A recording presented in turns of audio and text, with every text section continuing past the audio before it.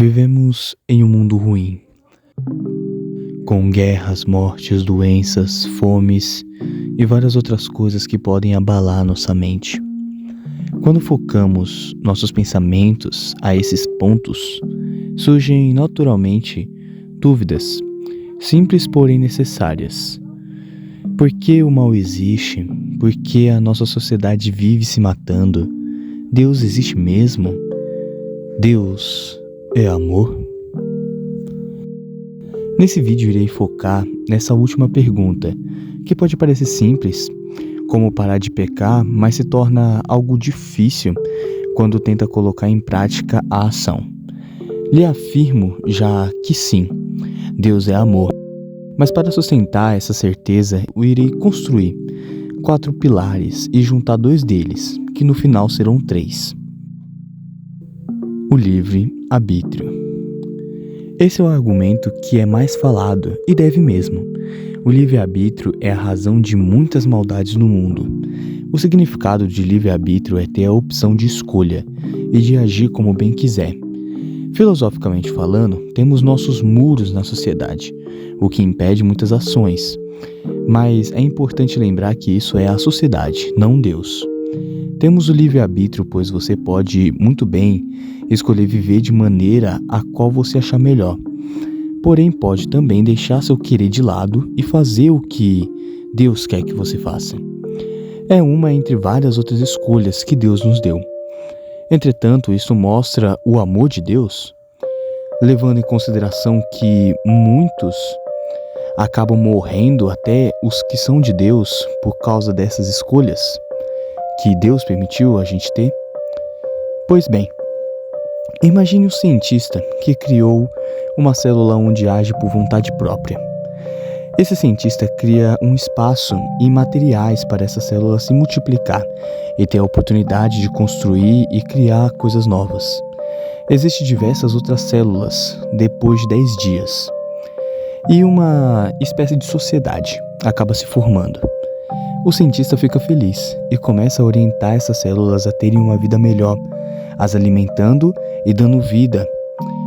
Todavia, algumas células começaram a fazer uma comida que não dava a mesma vida corrente e duradoura que o cientista fornecia. Mas, mesmo assim, as células escolheram ficar com essa comida. Não todas, mas a maioria.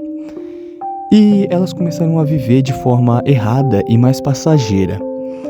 Porém, ainda existiam, outras células que se alimentavam da comida do cientista. Então, as células que escolheram não mais comer desta comida que o cientista dava, se sentiram superiores e começaram a matar as outras células. O cientista pode muito bem acabar com a vida de todas as células que estão matando umas às outras. Aparentemente, isso é o certo. Mas o cientista ama muito todas as células e deu essa vida a elas já sabendo que isso poderia acontecer. Então o cientista começa a influenciar ainda na vida de todas as células, a um ponto que não acabe com a liberdade. O cientista começa a demonstrar uma maneira que ele mesmo age, que é pelo amor. Deus não nos fez robôs. Ele fez toda a humanidade, já sabendo o que aconteceria. Não quer dizer que Deus apoia as ações erradas, muito menos que não faz nada para ajudar. Ao contrário, ele ajuda as famílias, as civilizações e as pessoas a viverem de forma tranquila e feliz, mesmo tendo guerras, destruições, mortes, fomes e etc. A questão é que a gente não entende completamente até que ponto o livre-arbítrio, na perspectiva divina, existe. E para entender melhor isso, vamos ao próximo ponto. Descendência. Não se ajoelhe diante de ídolos, nem os adore, pois eu, o Senhor, sou o seu Deus, e não tolero outros deuses.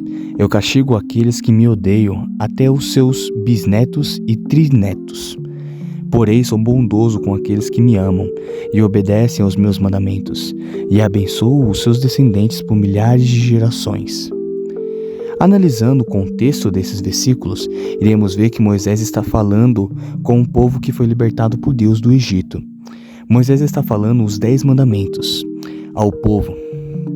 Isso significa que parte desse texto não tem importância nos dias atuais? De jeito nenhum. Esse texto ele tem importância uma vez que os outros 10 também não foram negados por Jesus no Novo Testamento, mas ao contrário, Jesus até os resume, fazendo 10 virar apenas 2. Podemos ver por nós mesmos que os filhos assumem e tomam posse de muitas coisas dos pais, que acabam falecendo ou que acabam ficando bastante velhos. E as coisas horríveis ou boas que acontecem nas gerações passadas atingem também esta geração atual. Então a economia, gestões mal feitas, planos inacabados, etc., que possam ter acontecido afetam esta geração. É muito importante lembrar que Deus não castiga os filhos de pais maus se esses filhos não andarem no mesmo caminho dos pais.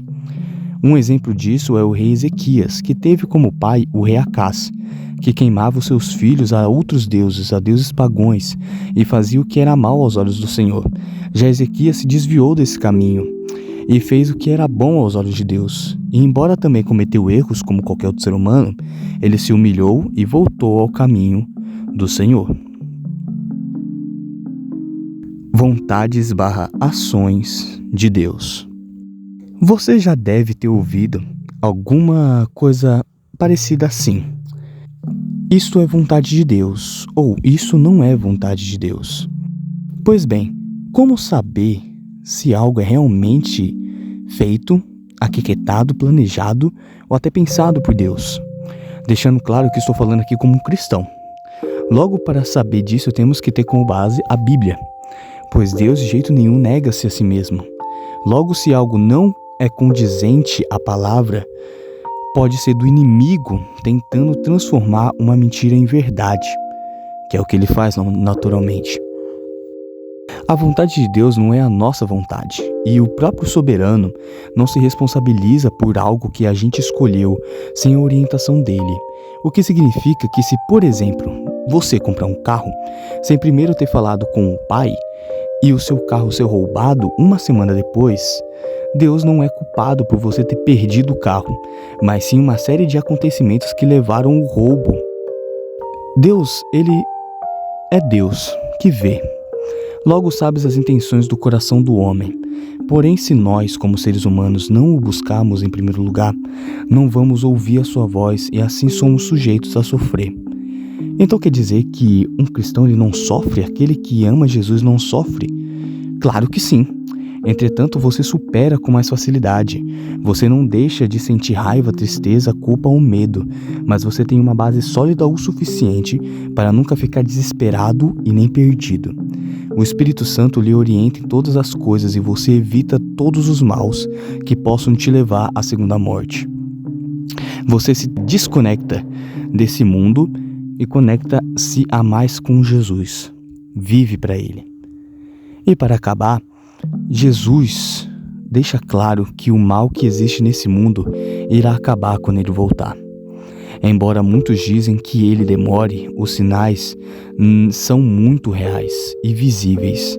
É bom que Ele ainda não voltou, pois você pode se render a Ele e falar que Jesus é o único Senhor e Salvador da sua vida. Pois se Ele já estivesse voltado, talvez nem eu estaria aqui falando essas coisas, nem dele talvez eu seria.